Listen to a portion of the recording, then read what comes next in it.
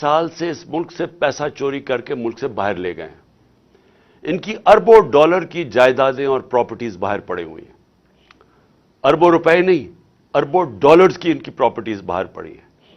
30 سال سے پیسہ چوری کر رہے ہیں۔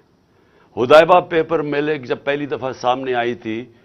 تو تب لوگوں کو اندازہ ہوا تھا کہ کس طرح یہ شریف خاندان، جن کا فرنٹ مین تھا اسحاق ڈار،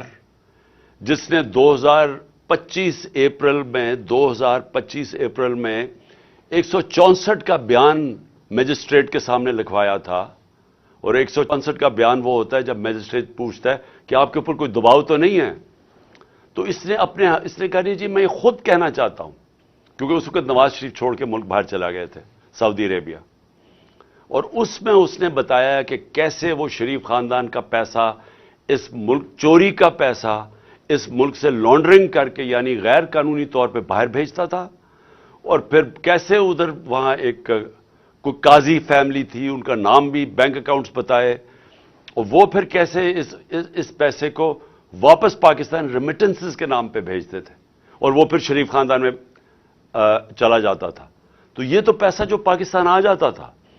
جو پیسہ پاکستان نہیں آتا تھا اس سے پھر بڑے بڑے مے فیئر میں اپارٹمنٹس بھی لیے گئے، پھر ہائیڈ پارک میں بھی لیا گئے، پھر آف شور اکاؤنٹس بھی بنائے گئے۔ تو یہ آج سے 30 سال پہلے سے گیم چل رہی ہے، اور اس ملک کا پیسہ چوری کیا، ہنڈی حوالے سے باہر بھیجا، جس پیسے کی ضرورت پڑی وہ پاکستان منگوا لیا، جس طرح شہباز شریف نے ٹی کر کے پاکستان پیسہ جو ضرورت پڑتی تھی کہ کوئی گھر خریدنا ہے، کوئی کچھ کرنا ہے، کوئی وہ واپس آ جاتا تھا، باقی پیسہ ان کا باہر رہتا تھا۔